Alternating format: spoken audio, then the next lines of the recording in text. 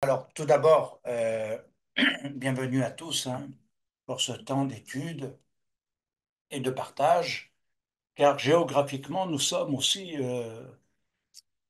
quand même quelque part assez éloignés les uns des autres, mais rassemblés dans un lieu technologique, on est d'accord, au travers de Zoom, et c'est mieux que rien. Donc, on va avoir un temps, et j'aimerais simplement dire, pour ceux qui n'étaient pas là ou qui n'ont pas eu l'occasion de le savoir, j'ai fait un guide pratique de Elul qui explique vraiment ce que veut dire se préparer à un temps. Et non pas arriver comme ça ou par religiosité faire la fête et puis simplement on la passe et puis après c'est fini puis on fait autre chose. Comprendre le sens des jours, le sens de l'année, le sens de la vie, hein, comment on vit dans tout cela. Et ceci est extraordinaire parce que le mois de Elul, c'est le mois de la miséricorde et du pardon, tout en ayant quelque chose qui nous frappe de plein fouet, en quelque sorte, dans notre âme, dans notre cœur. Et c'est pas toujours évident voilà, de savoir comment enlever un peu tout ça, tout ce qui s'est accumulé durant l'année, pour repartir d'une autre manière. La question de la miséricorde et du pardon se pose pour chacun. Euh, Parce que c'est l'une des choses, c'est l'une des clés finalement qui ouvre les autres portes. Et je dirais que un mois pour préparer son âme, son cœur est fondamental pour savoir comment entrer dans le futur, l'avenir, le définir ou redéfinir son futur. Ça, c'est une chose très importante. Je sais que dans la pensée chrétienne, et ceux qui veulent rester chrétiens n'adhéreront pas à ça, comprendront peut-être le sens intellectuel, mais c'est le sens de l'âme qu'ils n'auront pas, la direction dans l'âme, le cœur, et qui va élever à d'autres niveaux. C'est pour ça qu'il y a la voie à suivre, parce que c'est pas simplement faire des choses dans le physique, c'est que l'âme et le cœur suivent les portes que Dieu a ouvertes, ou que Dieu veut ouvrir, ou alors elles restent fermées. C'est exactement ce que veut dire le mois des Louls par rapport à Rosh Hashanah Yom Kippour. Soit la porte, elle s'ouvre, et le futur est devant, soit la porte reste fermée. Et donc, on reproduit le passé. On reproduit et on reste dans les mêmes systèmes. Il n'y a pas d'évolution, il n'y a pas obligatoirement de changement profond. Et voilà. Et c'est pour ça que beaucoup tournent en rond. Vous savez, au bout de plus de 40 ans, j'en ai vu beaucoup. Et donc, et plus que beaucoup, je ne sais pas si ça se dit, mais ça ne fait rien, dico. Et c'est pourquoi ce soir, afin de rentrer dans tout ce qui nous amène dans ce mois des Louls par rapport à Rosh Chodesh, je crois qu'il nous faut percevoir les mystères de l'âme. Alors c'est vrai que je garde le volet par rapport à qui sont les évangéliques parce qu'il n'est pas triste le dernier volet, mais je crois que là il nous faut entrer déjà dans une préparation et une réflexion par rapport à ce que signifie l'âme dans la Bible, mais aussi dans la pensée d'Israël. Et pour ça, vous ne pouvez pas avoir une âme juive si vous voulez garder une autre âme. Ça, c'est clair.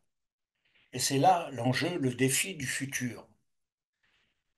J'ai été dans la convention en Hollande pour l'Europe. J'ai parlé avec pas mal de personnes et on voit que tous sont confrontés au même problème, c'est entrer dans l'âme juive, c'est pénétrer dans, dans cette identité et de comprendre ce que cela signifie pour chacun. Alors, c'est très important de réaliser que il y a effectivement ce que l'on pourrait appeler les mystères de l'âme, parce que c'est quelque chose qui touche de près et de loin notre vie. profonde, notre être tout entier, mais aussi c'est ce qui va amener un système de pensée, qui va amener des guérisons, qui va amener également la restauration de nos dysfonctionnements émotionnels, intellectuels et autres. Parce qu'il y a un dysfonctionnement intellectuel aussi. Il y a une déformation de la pensée. Et c'est pourquoi je crois que cette année, on va mettre l'accent sur cette restauration-là. Et que finalement, nous verrons les véritables disciples de Yeshua Mashiach, les vrais, ceux qui ont le cœur et l'âme, ceux qui vont vraiment marcher, ceux qui vont véritablement s'engager. Ça, on va le voir. Et c'est pourquoi c'est important, bien aimé, de réfléchir à ce temps de fête, même si ça nous paraît un petit peu loin, Rosh Hashanah, Yom Kippour, nous sommes dans le temps des louls. Et cette réflexion, elle est importante. Alors, l'âme, en hébreu, Elek Eloka Mimahal, c'est-à-dire que l'âme, elle possède une part du divin. Elle est placée dans l'homme lors de la création, au travers de ce que l'on a appelé la Neshama. Alors, il faut comprendre la voix de l'homme et la voix de Dieu. Dieu a placé son souffle dans l'homme et c'est ce qui est devenu une âme. Et l'homme est devenu une âme vivante. Mais parce que Dieu a insufflé dans ses narines. Alors, on peut dire, non, moi je me dirige tout seul, ma pensée, mon intelligence, mes sentiments, mes émotions, mes espèces de révélations, mes désirs, mes souhaits vont suffire. Et je peux demander la bénédiction de Dieu sur ce que je fais. Et de toute façon, on fera, puis après on verra.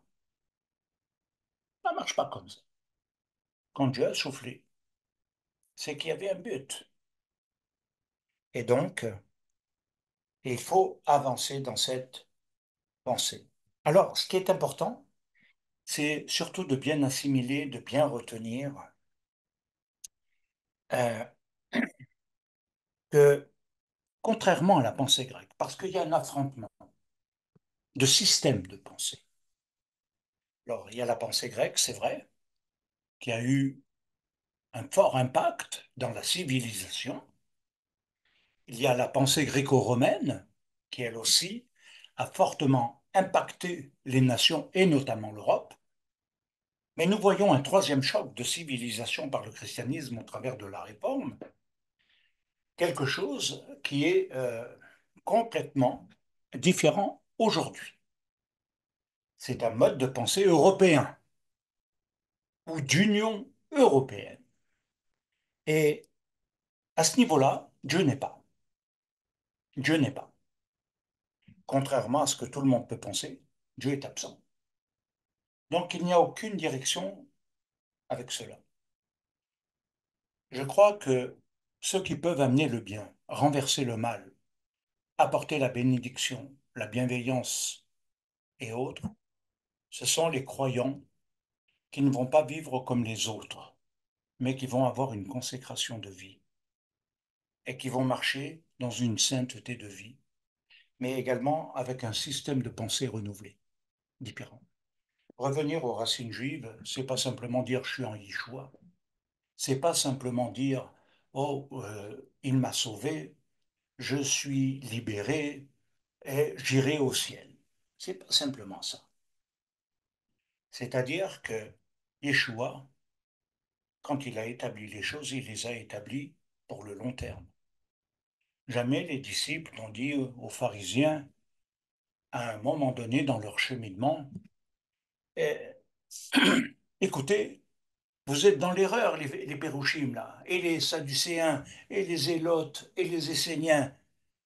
Et nous ne voulons pas faire vos pratiques, nous ne voulons pas faire vos liturgies, nous ne voulons pas faire vos prières, parce que nous sommes en Yeshua. Vous avez déjà lu ça dans la Bible? Jamais.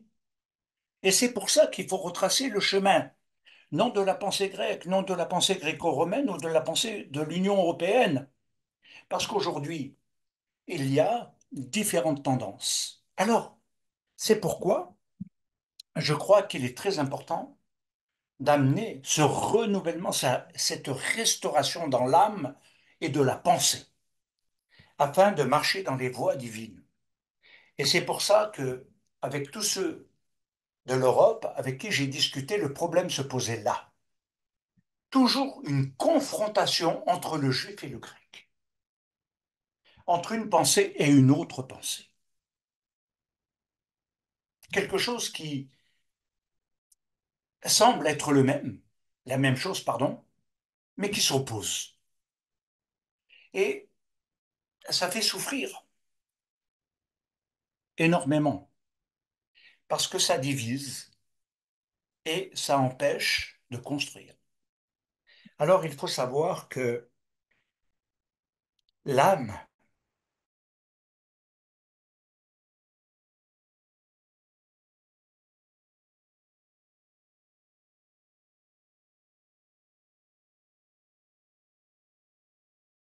peuple qui s'est construit avec et par Dieu.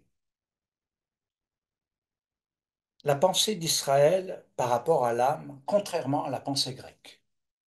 L'âme est une et indivisible. La pensée grecque, c'est esprit, âme, corps.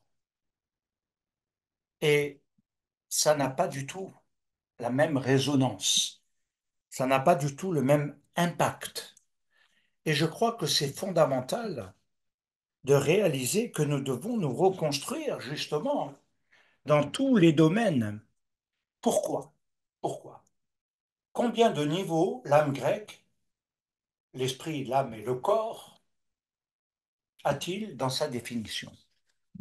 Alors on définit les fonctions intellectuelles, les fonctions émotionnelles, psychiques, et on définit euh, au niveau du corps, du physique. Mais on dissèque tout. Et à un moment donné, ça perturbe parce que on a l'impression qu'il n'y a pas d'harmonie réelle dans la pensée d'Israël, mais surtout dans le fonctionnement réel. Dieu a insufflé une neshama. Ça veut dire qu'il lui a donné la possibilité de posséder 5 nuances qui sont les rayonnements et les expressions qui correspondent aux différents niveaux des cieux, au niveau des Shamaïm.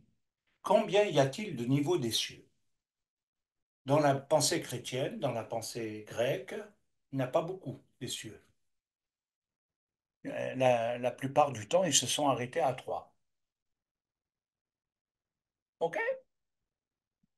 Atteignons 3 niveaux. Ce serait déjà pas mal. Mais la réalité, c'est que Dieu a donné 7 niveaux des cieux. Et chacune avec des fonctions, avec des mondes qui lui appartiennent en propre. Et ça, c'est complètement différent. Alors bien sûr, beaucoup se sont basés sur ce qu'a dit Shaoul de Tarse, qu'il est monté jusqu'au troisième ciel. Et qu'il a eu un domaine assez particulier quand même, au niveau de la compréhension dans la révélation du Messie. Mais il dit, je ne me suis arrêté que là, alors qu'il fait comprendre quand même qu'il y avait d'autres niveaux. Je crois que c'est très important de réaliser que dans l'âme, au niveau des niveaux qui sont à atteindre au travers de la vie que nous allons développer, il y a celui qui est le 5e niveau, Yechida, qui est le niveau de la vie pleine, et qui conduit à une totale relation avec Dieu. C'est vraiment une plénitude, c'est complet. Tout le reste est bien, mais incomplet. Le seul niveau qui donne la plénitude est ce cinquième niveau. Alors, c'est vrai qu'il nous faut définir peut-être un petit peu ces 5 niveaux. Sont nommés niveaux de conscience. Et ce sont des niveaux de conscience progressifs. C'est-à-dire que on va sortir d'un monde, d'un univers de vie, de pensée, de fonctionnement, pour entrer dans un autre. Mais pas pour réussir socialement, pas pour réussir quelque chose qui serait que purement matériel, mais de réussir toutes ses vies. Alors ces phases, elles nous amènent à comprendre que nous allons partir, bien sûr, de ce niveau de la création qui est biologique, la vie, où Dieu nous a placés. Trouver notre place dans la vie là où Dieu nous a placés est fondamentalement important. Connaître sa place, alors que beaucoup ne la connaissent pas réellement, ils la cherchent tout le temps. Même s'ils font des choses, ils cherchent, ils cherchent, ils cherchent, et c'est pas stabilisé, ils n'ont pas trouvé. Ça, c'est une réalité. Alors, ça, c'est le premier niveau. Le deuxième, c'est un peu plus élevé, le troisième également, mais ensuite, on passe encore à des niveaux supérieurs. Et cela va vouloir signifier, bien aimé, quelque chose de très important, parce que ces phases, elles vont nous apprendre à sortir de la temporalité, de la matérialité, de la finalité, à l'intemporalité. Dieu est éternel et ne réside pas dans le temporel. Son lieu d'habitation n'est pas la temporalité. Comme je l'ai dit un peu dimanche, il y a ici une réflexion à avoir. Alors ça veut dire comprendre le sens d'entrer dans ce qui va constituer une âme de vie.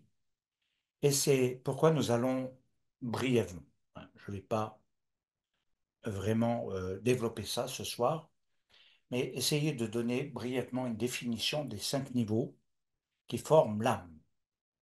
Parce que, voilà, vous êtes ici, présent, dans un but, celui de revenir aux racines juives, à moins que je me trompe, ou que vous veniez pour approfondir de la connaissance, ce qui n'est pas le même but, ou peut-être encore d'autres choses. Et c'est pourquoi je crois qu'il est très important de comprendre ce qui forme l'âme, et surtout dans ces temps qui vont arriver. Il va y avoir, et ce n'est pas un secret, je commence à le dévoiler, même si j'en ai parlé il y a pas mal de temps, on est dans une crise économique qui va être très importante. Certains économistes la comparent même à la situation de la Grèce à l'époque. Ça veut dire qu'il y a un gros risque. Allez-vous retirer l'argent des banques? Est-ce qu'on va perdre notre argent? Ça peut être une inquiétude. C'est une question. Tout ce dont on a peut-être cotisé pour mettre de côté, s'assurer un avenir, peut être touché. Et c'est clair que la France, elle est plus que surendettée. Elle n'arrive pas à rembourser ses emprunts, et même si elle remboursait, il y a tellement d'intérêts que le remboursement serait tellement minime que ça amène malheureusement des catastrophes. Mais ça va peser aussi sur les générations futures. Et je veux dire, tout ceci va amener quand même peut-être des réflexions, parce que tout l'investissement dans le matériel va être remis en cause. perdre tout ce que l'on a mis de côté, sur lequel on comptait, etc., va peut-être changer beaucoup de choses. Alors, peut-être qu'on ne sera pas touché par tout ça. Il va y avoir entre guillemets, peut-être un nouveau gouvernement, mais, mais, mais, l'avenir est incertain. Ça, c'est clair. Alors, je vous ai dit cela, parce que quand on vit dans le matériel, c'est ce qui va constituer l'inquiétude, les prières, euh, et essayer peut-être de faire en sorte que on sauve les meubles, comme on dit, ou qu'on envisage de déménager, d'aller ailleurs. Et puis, il y a quelque chose qui doit nous pousser plus loin, cette vision-là. C'est vrai qu'on ne pourra pas l'éviter. On ne pourra pas. Et c'est pourquoi il est important de connaître un peu ce qui va former l'âme maintenant. Alors, dans ces niveaux, plus globalement, nous appelons l'âme aussi dans quelque chose qui est revêtu. Et ce sont ce que nous appelons les trois vêtements de l'âme. Et qui pourrait se définir dans une catégorie de trois niveaux de l'âme. Le premier qui est Nefesh, comme je vous l'ai dit, l'âme vitale, l'âme de vie, de connaissance. Et le Shaoul de Tars, c'est que la Bible et que même la pensée hébraïque, parce que Paul et Shaoul de Tars est un hébreu. Hein. Donc quand il parle de certaines choses, il n'est pas dans le christianisme de la doctrine de je ne sais qui. C'est également ce qu'on appelle l'âme animale. Hein, l'âme la plus basique et vous allez certainement cheminer à un moment donné avec quelque chose qui va entrer en contradiction avec soi-même lorsque nous arrivons dans la période du Homère, parce qu'il nous faut construire l'homme nouveau, l'homme neuf, l'homme selon Dieu, l'homme qui est sorti d'Égypte, l'homme qui se purifie du mal de l'Égypte et qui va entrer dans les voies divines pour construire l'avenir, pour donner réellement quelque chose de palpable. Et donc, il y a une opposition qui se fait, c'est que le bien que l'on veut faire, il est tel, il n'arrive pas à être effectué parce que le mal est attaché à nous. Alors voilà, l'âme animale, c'est cette contradiction qui va entrer en matière sur le plan physique aussi, parce que nous sommes régis par des pulsions, nous sommes régis par toutes sortes de choses, il faut quand même l'avouer. Mais Shaoul de Tars dit que l'homme animal ne comprend rien aux choses de Dieu, ne comprend rien. Ça ne veut pas dire qu'il ne s'est pas discuté sur les choses qui peuvent parler d'éternité ou je ne sais quoi, ou de religion, mais il ne capte pas, il ne reçoit pas. L'homme animal ne reçoit pas. Parce qu'il est dans un niveau où il est dans l'incapacité de recevoir. Le deuxième niveau, par rapport à ce groupe, c'est le terme rouar. Le terme rouar, c'est le souffle. C'est vraiment l'inspiration par rapport à la vie. Inspiration et expiration. Alors, il y a deux choses, et une dans laquelle je suis profondément dans l'étude depuis pas mal de temps maintenant, où je découvre quelque chose qui va encore plus loin. Vous savez, c'est quand même extraordinaire parce que parallèlement, on découvre des choses qui n'existaient pas avant dans les terminologies. Alors c'est vrai que la rouar, c'est l'intelligence, l'âme de l'intelligence et de l'intelligence émotionnelle. Et c'est vrai que ça mériterait d'être défini. Une intelligence émotionnelle. Et une intelligence, alors si on est dans le cadre français, européen, on est dans la rationalité, l'âme rationnelle, l'âme cartésienne, l'âme construite. Et puis, elle nous amène à comprendre que l'âme intellectuelle marche malgré tout par des fonctionnements émotionnels. Alors c'est vrai que la question s'est posée, est-ce que l'intelligence peut avoir une émotion ou être animée par une émotion? Alors c'est là où je ne réponds pas maintenant, mais c'est un cheminement. Et il faut comprendre qu'il y a ce domaine où on a la réflexion, la pensée, qui va donner la volonté, qui va donner la compréhension du sens de la vie, c'est-à-dire la compréhension de ce que nous faisons et de ce qui a un sens dans ce que nous faisons. Le troisième niveau, c'est ce que nous appelons la neshama et qui est liée, elle, à l'âme divine. Et la neshama, elle est au-dessus et elle nous amène à voir que elle construit quelque chose de plus important et qu'elle nous met en relation avec les mondes spirituels.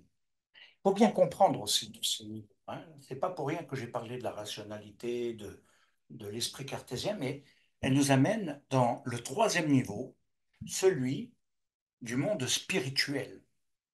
Et un jour, je vous ferai un cours parce que quand j'ai fait ma théologie, j'ai eu un très gros travail de dogmatique à faire là-dessus, mais j'ai eu 19 sur 20.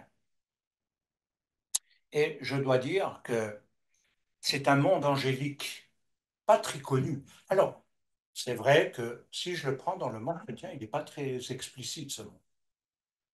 Et c'est pourquoi on a besoin aussi de comprendre l'autre niveau, mais ce qu'il implique également. Et le rôle des anges. Le rôle des anges. Il faut savoir que dans la Bible et dans la Torah, hein, il y a souvent des manifestations qui sont liées aux anges. Alors, bien sûr, il y a une partie qu'on pourrait appeler les anges déchus, et puis il y a les anges envoyés de Dieu. Et c'est ainsi qu'il y a aussi des messagers comme Gabriel, mais il y a aussi les anges combattants, mais les catégories d'anges comme Michael, qui est spécifiquement attribué à Israël.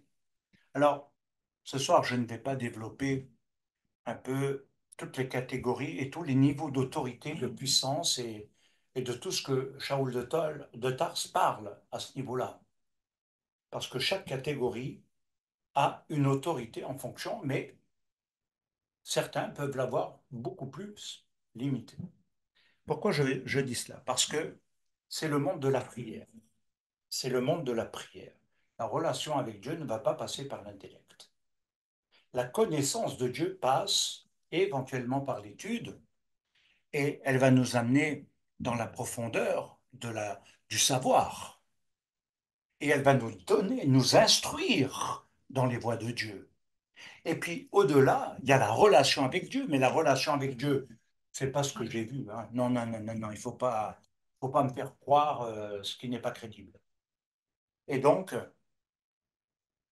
derrière, c'est le monde de la prière. Et je dirais que parfois, on ne se rend pas compte du tout de ce que déclenchent les prières ou de ce que ne déclenchent pas les prières. Et en même temps,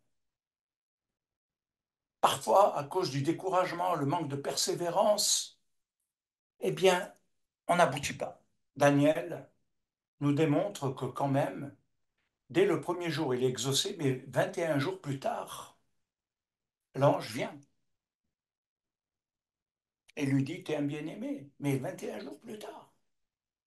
Et donc, ça signifie quelque chose d'important parce que même cet ange va lui dire, le prince de Yavan, il y avait une guerre physique, est en train de livrer bataille. Donc nous pouvons dire que parfois nous ne sommes même pas conscients. Alors on parle de combat spirituel, surtout par rapport à soi. Je suis attaqué, il y a des problèmes, il y a des blocages, il y a des ci, il y a des ça, il y a peut-être les ancêtres, et ceci et cela. Mais on ne se rend pas compte que ce monde-là va bien au-delà de soi, bien au-delà de soi. Et c'est là l'un des enjeux importants pour aujourd'hui, se remettre à prier.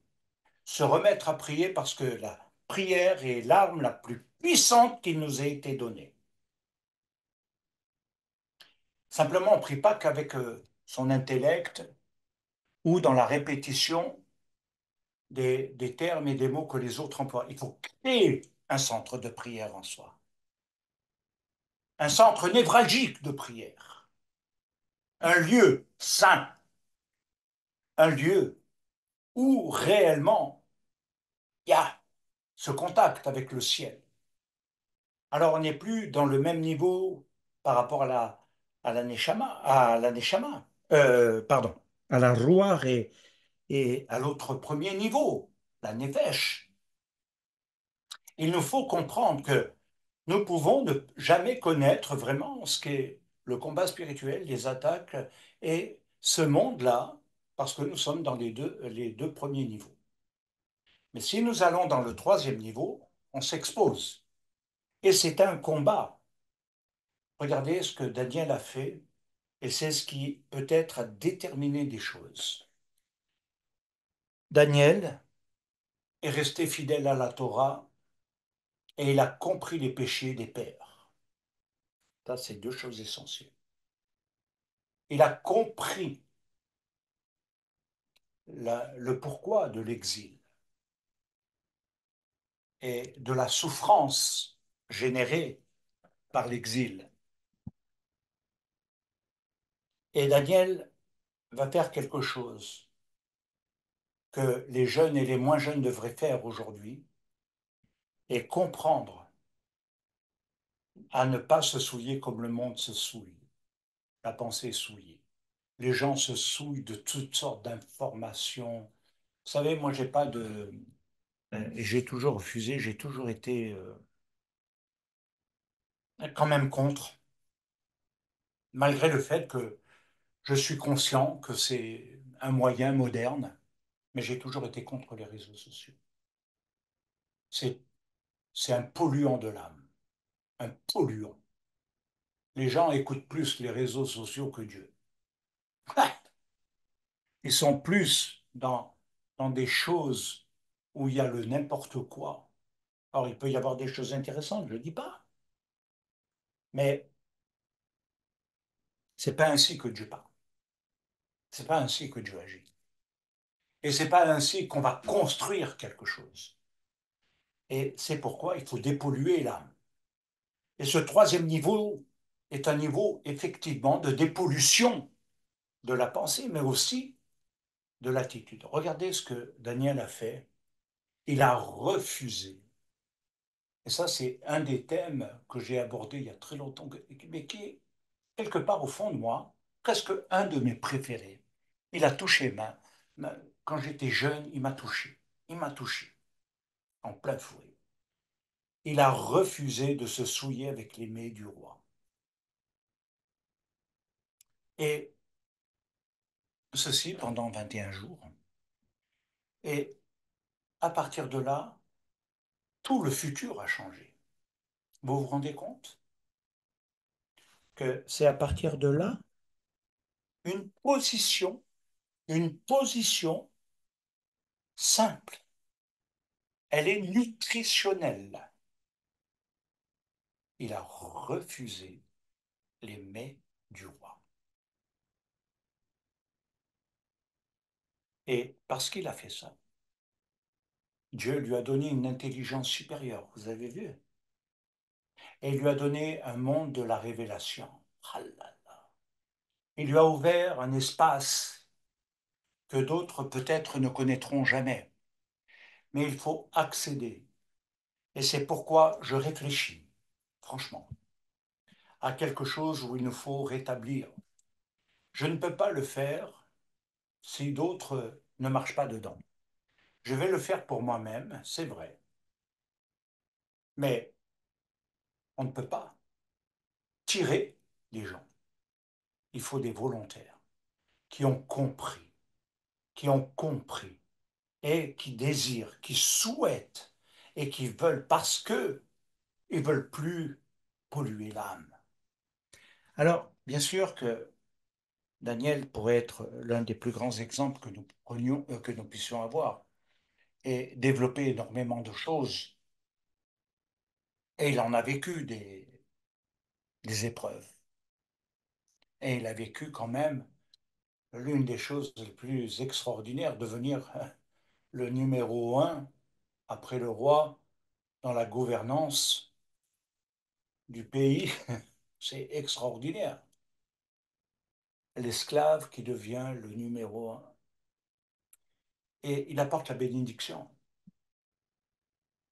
même dans un pays étranger, avec un roi étranger. C'est pas Israël, mais dans tout ce qu'il a fait dans toute la vie de Daniel, il y a un point fondamental. Il a reconstruit Jérusalem et le temple. L'édit de Cyrus. Et on pourrait y voir même l'image de ce que devraient être les gentils des nations dans le mouvement messianique et dans une assemblée messianique. Restaurer Israël dans le plan de Dieu. Et pas simplement chercher pour soi, je sais pas. Bien aimé, c'est un véritable défi que Dieu nous lance. Alors, en même temps, ces trois niveaux d'âme, ou ces trois âmes, elles trouvent chacune, elles se trouvent chacune dans une partie de notre corps et elles ont des fonctions en nous très précises. La nefesh se situe au niveau du sang, le dam. Et le sang veut dire qu'il est quelque chose quand même d'important. C'est ce qui va véhiculer la force vitale de l'être humain dans le corps. C'est la conscience physique, la conscience du matériel et de son propre corps. Alors il a été créé par Dieu, ça c'est clair, tiré de la poussière, etc. Mais en même temps, il nous faut comprendre que dans Béréchit 2.4, il est dit que l'homme a été, et tire son origine, on va dire comme ça, des cieux et de la terre. Il a une part physique et il a une part qui n'est pas physique. Alors, lorsque Dieu fit une terre, elle a été unique, alors que les planètes et le monde créés alentour dans les Chamaïm est multiple, est multiple. Alors, plusieurs niveaux de ces mondes nous amènent à comprendre quand même que là, c'est tout le secret également de ce qui va se transmettre dans les naissances, c'est-à-dire tous les héritages au travers de l'ADN, les codes génétiques qui façonnent l'histoire. Je ne sais pas si vous comprenez ce que je dis, mais qui façonnent l'histoire. Je sais une chose, c'est que même si j'ai fait une découverte merveilleuse en Yeshua Mashiach, il y a une chose qu'il a fallu faire. Il y a une chose qu'il a fallu faire. C'est que mon père a un arrière-plan, avait un arrière-plan parce qu'il est décédé malheureusement, et ma mère aussi, et nos ancêtres. Et ensuite, quand nous voulons évoluer, quand nous existons, nous, quand on arrive quelque part dans l'histoire, j'aurais pu naître au XVIe siècle, mais non, je suis né au XXe siècle. Ça veut dire qu'il y a eu une transmission du code génétique.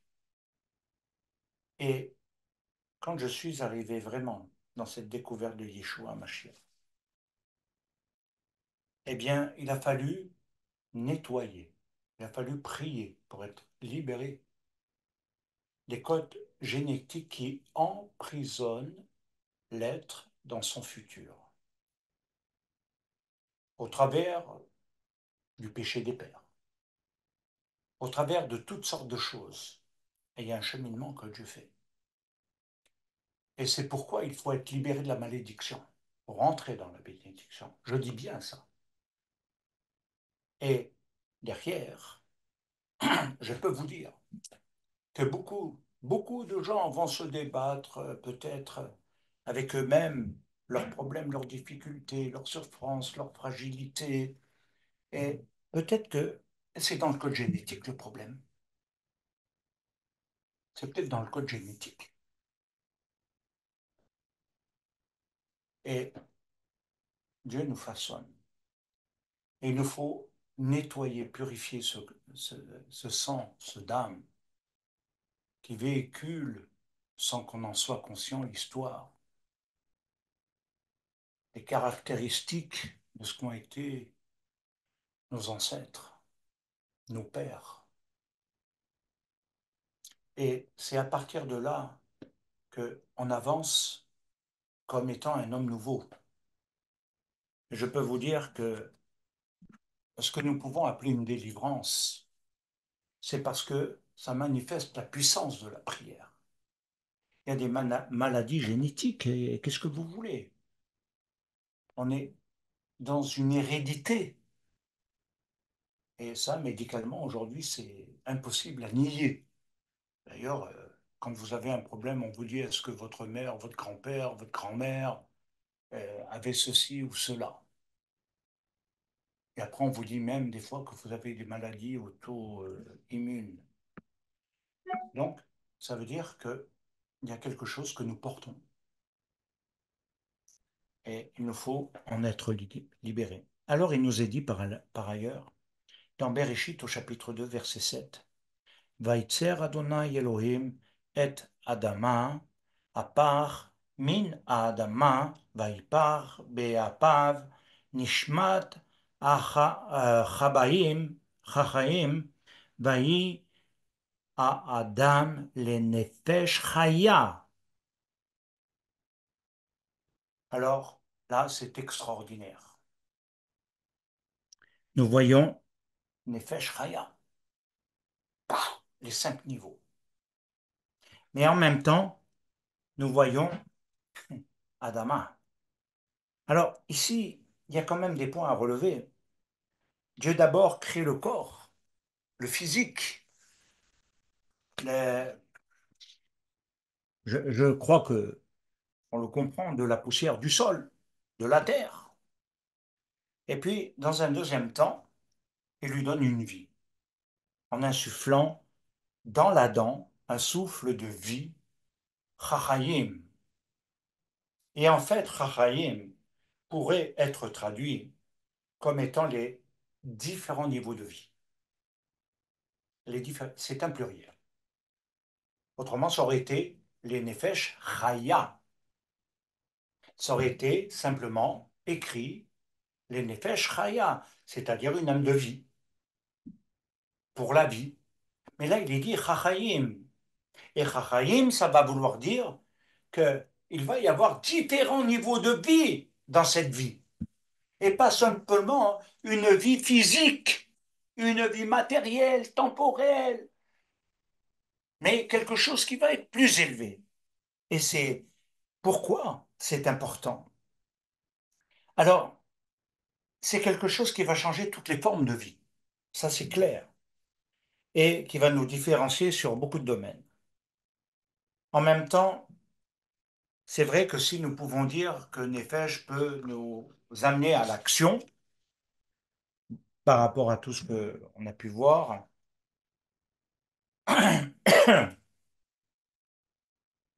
alors en même temps, il nous faut découvrir ce monde spirituel.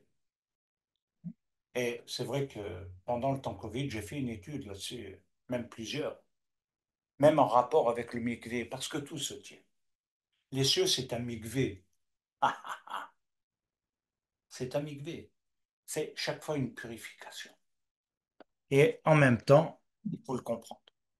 Alors, si on réalise qu'il y a une distance entre les deux et que ça nous amène à comprendre qu'il y a des niveaux de fonctionnement différents, alors à ce moment-là, on va réaliser quelque chose d'important, de véritablement important.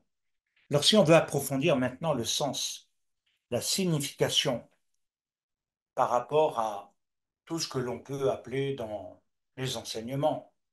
Mais il faut savoir que même les rabbins sont très au clair entre le fonctionnement du corps et comment le restaurer par rapport à la parole de Dieu, mais également par rapport à ce que Dieu a dit, comment les commandements de Dieu nous, nous rétablissent réellement dans nos fonctions. Et je pense que derrière ça, c'est un fonctionnement dans le monde aussi physique, matériel. Mais comment guérir les cœurs brisés, l'âme, quand elle a dysfonctionné, quand elle a été complètement abîmée, c'est le cas de le dire des fois, l'âme abîmée par les affres de la vie et toutes sortes de choses. C'est pas le corps qui est uniquement abîmé, il peut réagir et porter des maladies ou des choses comme ça, c'est vrai. Mais l'âme abîmée, l'âme abîmée, très souvent, alors sa finalité, si rien n'est entrepris, si elle n'est pas guérie, elle se dirige tout droit vers la mort, ni plus ni moins. Elle va dans une finalité. Elle n'a pas de devenir. Il n'y a même pas la visibilité d'un avenir. Et c'est pourquoi on crée un trou d'une grande profondeur où on s'enferme. Alors en tant qu'Ivrim Meshechem, en tant qu'hébreu messianique, il nous faut clarifier cela. Yeshua n'est pas venu simplement délivrer des corps et être dans la polémique de la cacheroute ou d'autres choses, et encore moins de certains aujourd'hui qui, dans le fonctionnement de la pensée européenne, diraient c'est inutile. Non, tout restaure dans la Torah. Et Yeshua, c'est vrai que il va constituer notre centralité, mais pas la substitution. Il est la centralité, non pas d'un message, non, non, il n'est pas la centralité d'un message, mais de la mission divine. Il a été envoyé pour, mais également afin d'établir le Malchut, le royaume de Dieu. Et c'est pour ça que nous pouvons voir des choses beaucoup plus profondes à ce niveau-là.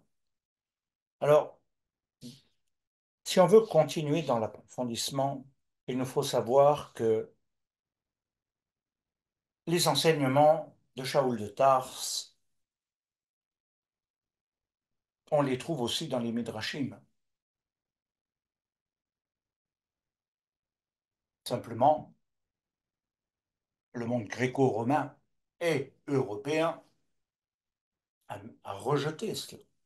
La réforme a rejeté, il ne faut pas rêver. Je parlais avec quelqu'un dimanche où, en tant que non-juif, il a beaucoup recherché par rapport à Shaoul de Tars. Et il a compris. Il y a un rejet de l'identité juive. Ça, c'est un combat spirituel aujourd'hui par rapport au mouvement messianique des juifs et des non-juifs. Et la question se pose, c'est qui suis-je? Qui suis-je? Je veux être et en même temps, je ne veux pas appartenir. C'est, c'est vraiment les problèmes que j'ai pu rencontrer durant toutes ces années. C'est un peu un récapitulatif. C'est aussi ce que je suis en train de voir se dessiner fortement dans, dans l'Europe. Et c'est pourquoi il faut comprendre que oui, il y a un combat spirituel, mais en même temps, ça définit l'appartenance. Alors, Shaul de Tars a écrit que s'il y a un corps naturel, il y a aussi un corps spirituel. Et j'aime beaucoup cette notion parce qu'elle est vraiment très très juif et rabbinique. Et quand on veut approfondir, il épaissit quand même un peu de mystère. Et à d'autres endroits, il va le dévoiler. En fait, il rend les choses mystérieuses, impalpables. Et puis, à d'autres moments, il les révèle, il les dévoile, il les rend accessibles. Et là, il nous amène vraiment dans un terrain glissant quand, dans 1 Corinthiens 15, versets 44-45, il va dire des choses qui vont déranger. C'est pourquoi il est écrit, retenez bien, il est écrit, Baruch Hashem, c'est pas la révélation de Paul, il est écrit. Et de quel écrit Shaoul parle-t-il? De quel écrit? De quel écrit? Certainement pas la pensée de Luther,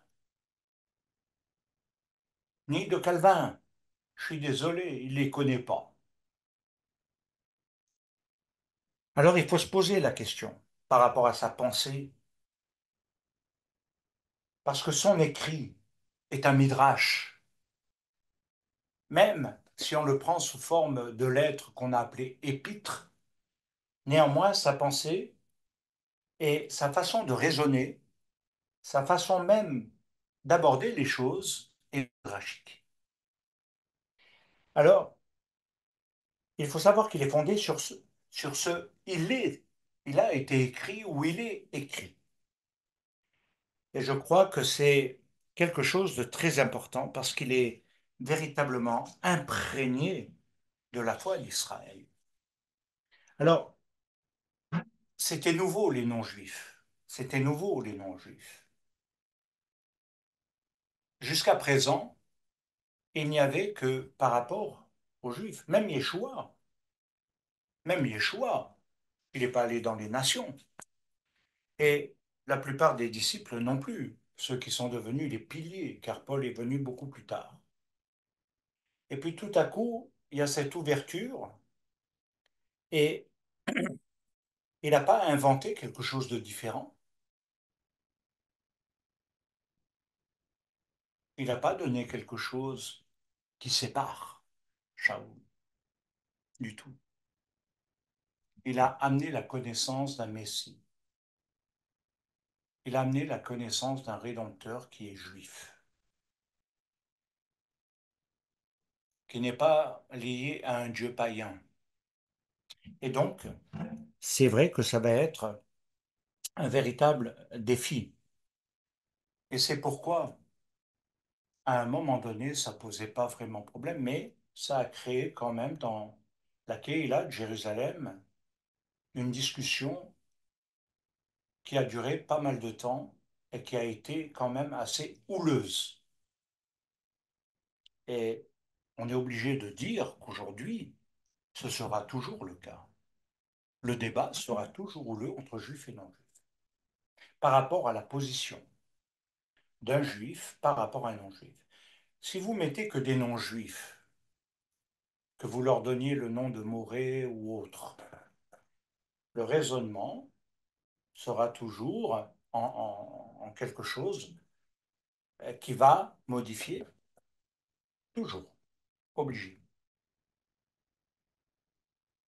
Et c'est pourquoi il y a des étapes qui ont été données dans ce cadre-là. Et c'est vrai que lorsqu'on regarde correctement les écrits de Shaoul de Tarse, c'est sa confrontation lui-même en tant que juif, en tant que rabbin, par rapport à un sacrificateur qui était Yaakov, une grande autorité spirituelle, plus grande que celle de Shaoul de Tarse, pour définir.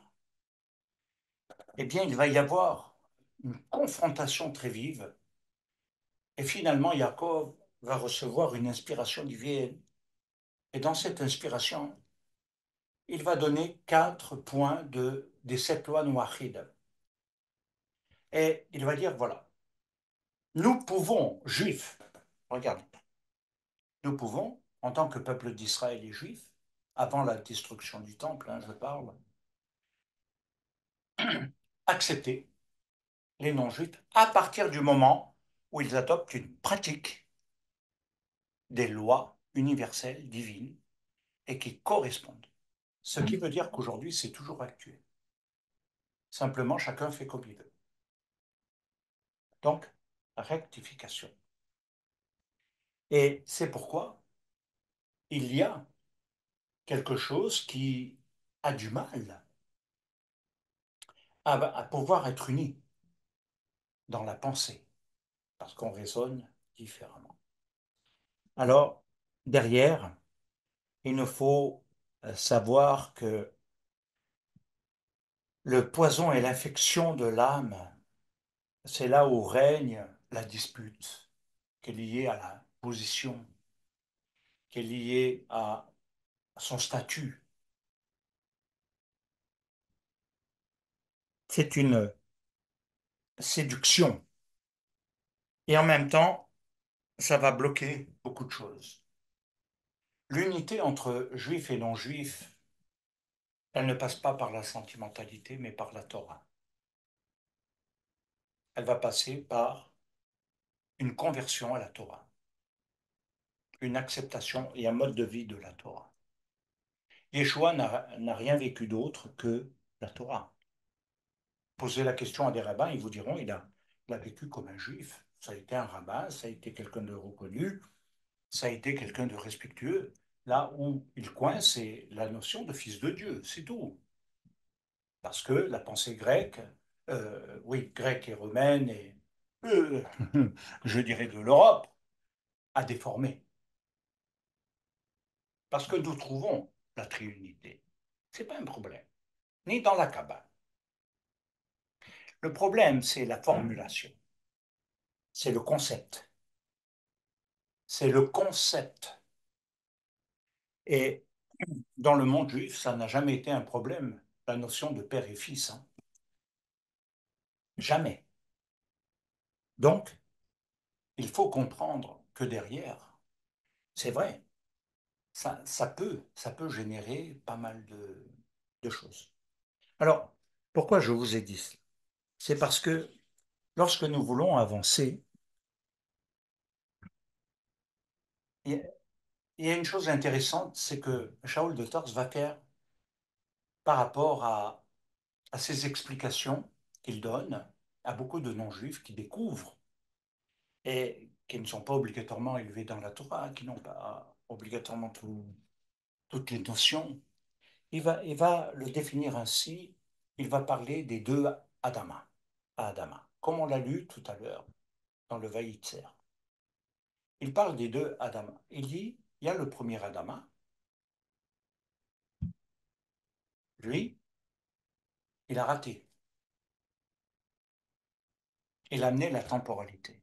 L'autre, Adama, amènera l'infini, l'éternité. Et c'est vrai que c'est étonnant qu'on appelle Yeshua, ou le Rédempteur, Adam. Adama, c'est quand même étonnant.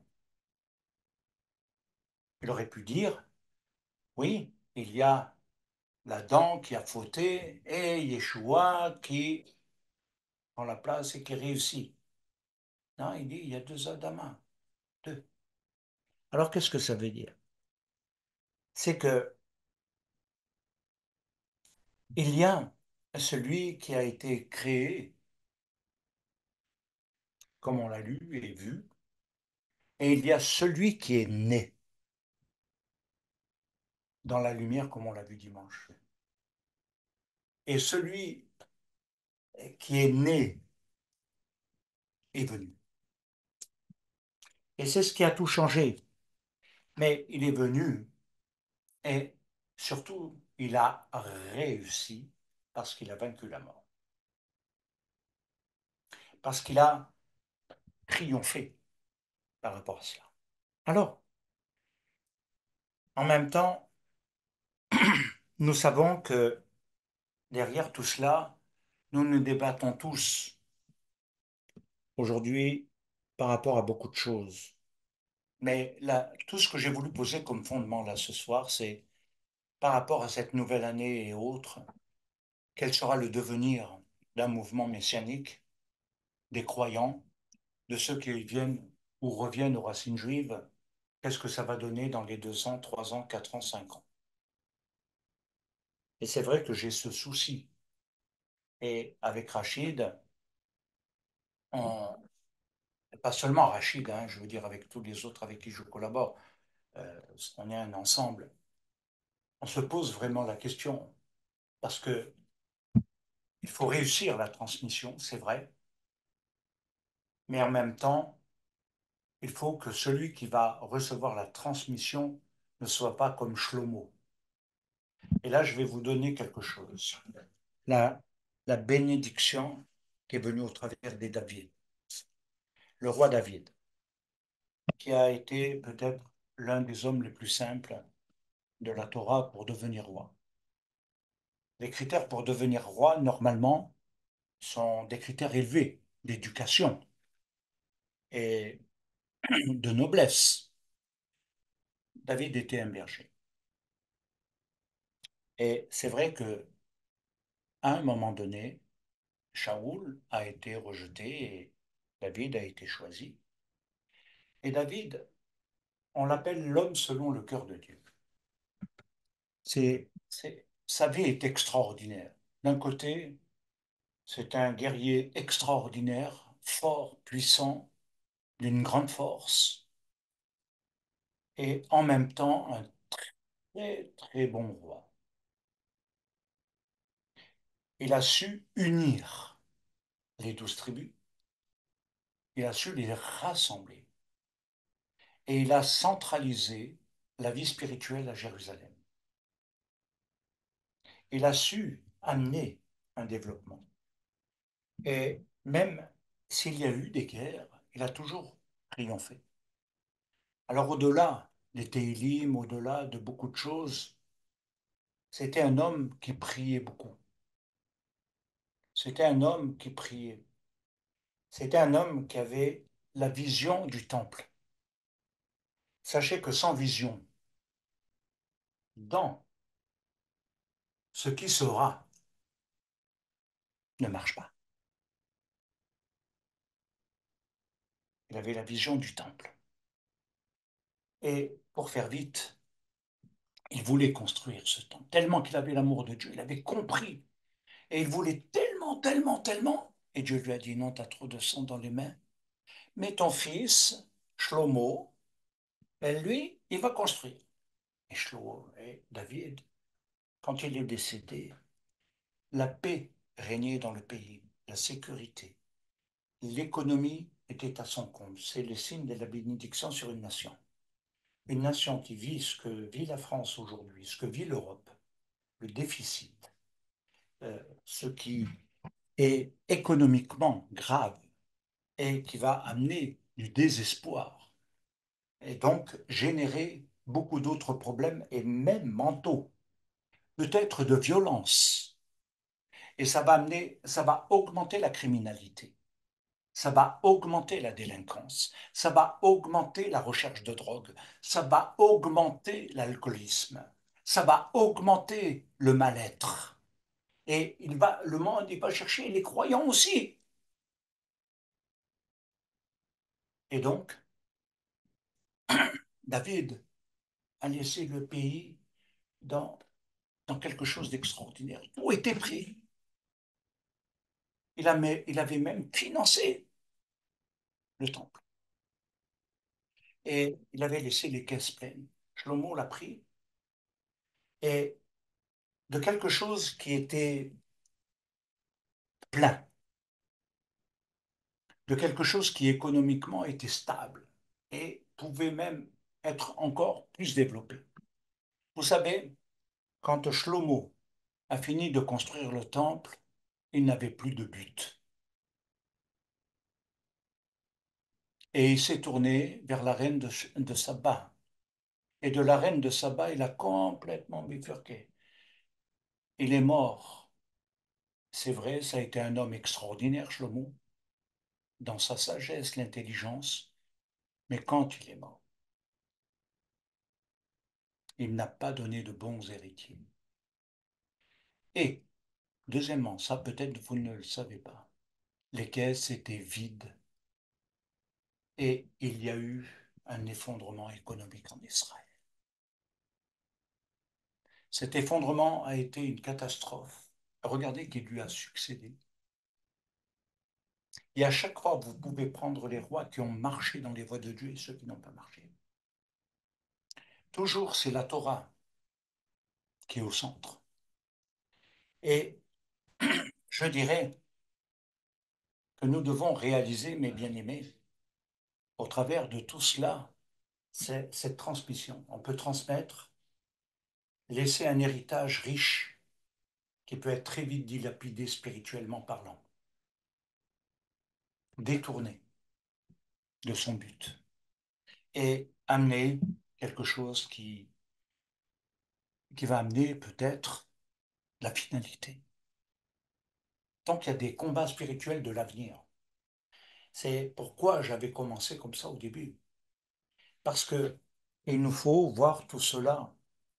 Et je crois que c'est très important, encore plus aujourd'hui, bien aimé, de vouloir entrer et de pénétrer et non de regarder de loin à tâtonnement. Je crois qu'il y a un appel où il n'y a pas d'appel. Et il y a un cœur où il n'y a pas un cœur. Et je crois que, comme je l'ai dit dimanche ou samedi, non, c'était à Shabbat, vous savez, ça fait plus de 20 ans que je suis dans la Kéhila, des décisions j'ai dû en prendre, qui ont dérangé les gens. Et on a passé de quelque chose où on a affiné par rapport, même si je ne l'ai pas toujours compris, j'ai obéi, par rapport à cette vision, à cette restauration d'Israël, de l'identité. Alors ça a passé par des phases où j'ai eu des menaces, et des ceci, des cela, et des contradictions. Et chaque fois qu'on voulait aller plus loin dans la pensée d'Israël, eh bien, ceux qui disaient beaucoup aimer Israël partaient. Et je vois Martine sourire parce qu'on a beaucoup vécu. Et pas par deux ou trois, hein, c'était quand même des grands groupes, hein. Et au fur et à mesure, et jusqu'au moment où on avait établi le Shabbat, ça a été là une grosse question, mais Dieu a béni. Et tous ceux qui disaient, tu vas t'effondrer si tu fais le Shabbat en France, tu es le premier à faire ça, ça va s'effondrer, tous les pasteurs, les églises vont être contre toi. J'ai dit, je m'en fous, moi. Et j'ai construit. J'en ai 30 ou 40 qui sont partis. Et Dieu m'en a donné plein plus, bien plus. Et on a continué, continué, continué, jusqu'au moment où on a restauré l'office de Shabbat. Et là aussi, les gens qui n'étaient pas, n'ont pas pu tenir, parce que là, c'était trop. Là, c'était trop. Donc, ils sont partis. Et je regarde aujourd'hui la bénédiction de Dieu, celle qui est en train d'être posée. C'est que je me dis, 25 ans, mais on est là. On est là pour les générations futures. Je suis comme au Mont Nebo, quelque part, hein, avec Yahushua. Et je dis, mais c'est formidable. Et je comprends d'autant plus ces paroles. Et vous devez les entendre dans une résonance de profondeur d'amour. De Moshe qui regarde au loin tout ce qui va être. On combat pour le futur, bien-aimé. Le présent, c'est quelque chose qui doit enlever la racine du mal de demain. Et je dirais, c'est pareil dans votre âme, dans votre famille, dans vos relations. Et dans les délivrances, il faut prier pour enlever la racine du mal. Il y a une racine du mal. Il y a une ADN du mal. Il y a une ADN du péché. Il y a une ADN de la faute. Il y a une ADN, si vous voulez, que je vous le traduise plus de manière formelle au niveau psychologique. on va dire, vous avez la racine pour rater, de rater les buts. C'est le sens de ratav, c'est le sens du mot péché, de rater. Mais Dieu nous a donné l'ADN de la réussite. Par Yeshua Mashiach. Hmm, c'est vrai, mais pas dans n'importe quoi. Et donc, c'est pourquoi, bien aimé, à un moment donné, il est vrai que ça nous amène à réaliser que nous devons davantage lui ressembler. Alors, priez. Priez pour aujourd'hui par rapport à demain. C'est prier aussi, regardez pourquoi on bénit nos enfants dans le Erev Shabbat, ou même à d'autres moments. Pourquoi prier pour des enfants? Pour qu'ils réussissent des études, oui. Pour qu'ils réussissent peut-être leur permis de conduire, oui. Pour que... Mais ça, c'est dans la vie matérielle. Vous savez, la bénédiction, la bracha que nous faisons pour les enfants, c'est en fait du passé dans le futur. Et c'est le futur que nous bénissons. Nous leur, nous leur donnons, dès leur plus jeune âge, le gène de la réussite en Dieu par nos pères qui ont réussi, par nos pères qui ont réussi. Abraham, Yitzhak, Yaakov. Nous mettons un nouveau code. Et ce code, il amène quelque chose de très différent. Alors bien sûr que, comme pour Shmuel ou d'autres, il arrive que ça ne suive pas, pour X raisons. Mais néanmoins, que ce soit matériel ou spirituel, dans ce qui se forme, il va y avoir.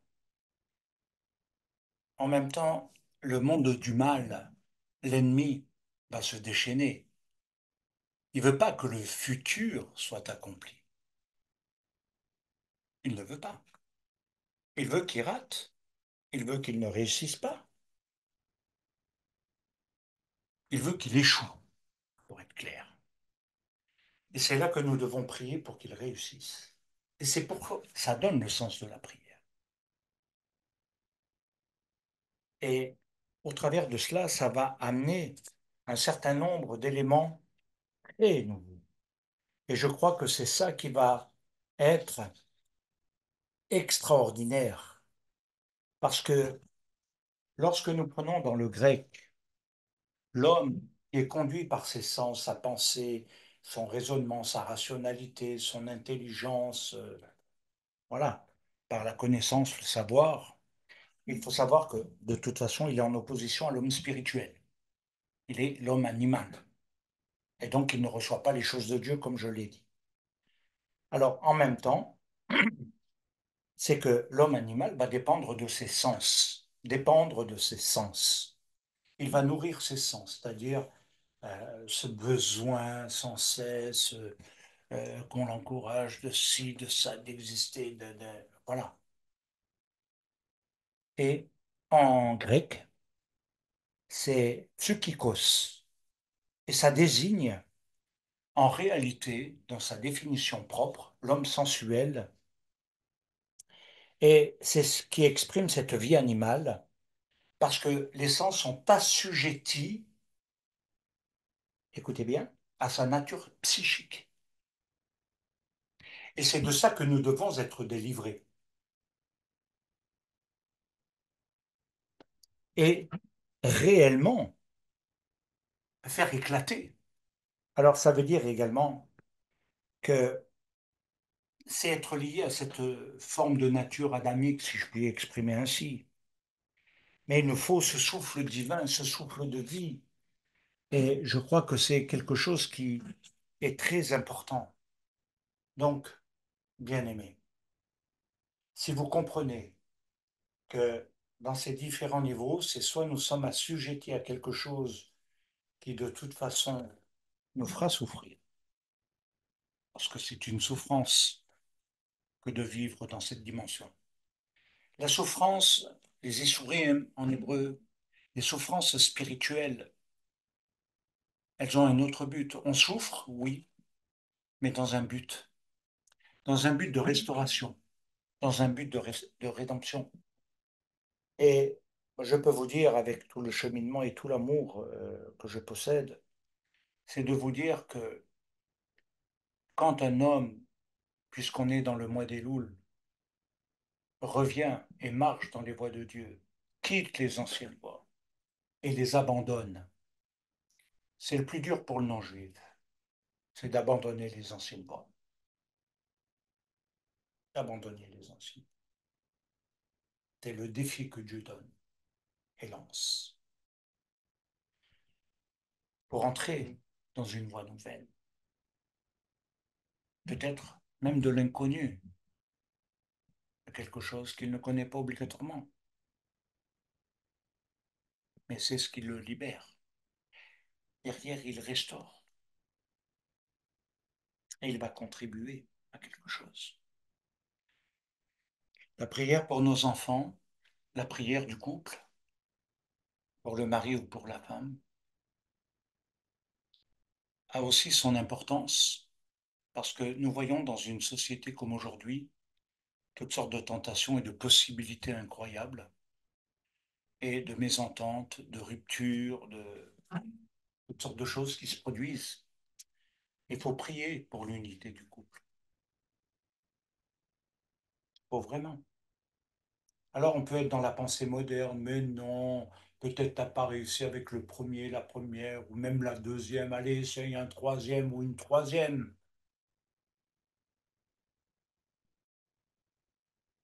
On peut raisonner ainsi. Et il y a une autre façon, c'est combattre pour la vie de son couple. Alors bien sûr que je suis très conscient qu'aujourd'hui, les modes de vie entrent en matière. Comment vit un couple aujourd'hui? Et non plus les fondements, les bases. Après, quand on a passé l'étape du couple, alors il faut voir également au niveau professionnel et derrière la là, sa place. Si tu ne trouves pas ta place dans le couple, tu ne trouves pas ta place ailleurs. Et derrière, ce que tu remarqueras, c'est que tes enfants ne trouvent pas leur place. Et je crois que c'est la conclusion que nous pouvons donner ce soir. C'est la force et la puissance de la prière. J'ai pas toujours témoigné sur tout ce que j'ai pu vivre, mais aussi, vous savez, j'étais très connu dans le passé, hein. On m'en a beaucoup voulu, mais aujourd'hui, je suis un peu différent. Et avec raison. Mais je peux dire une chose, c'est que si nous débloquons les clés du ciel dans la prière, si nous entrons véritablement dans quelque chose où on est prêt à payer le prix, où on veut vraiment. Je, je me rappelle quand je m'occupais du groupe de jeunes, et je conclurai avec ça, euh, j'étais en Suisse, à Lausanne, on arrivait à prier des nuits entières sans problème. Et dans les camps à étudier, etc. Et Dieu faisait des choses extraordinaires. Il y a quelque chose, c'est d'aimer prier. Aimer prier. Pas prier par besoin, mais aimer prier. C'est pas pareil. Et ce qui a été vécu, c'est que c'était quelque chose qui était comme naturel.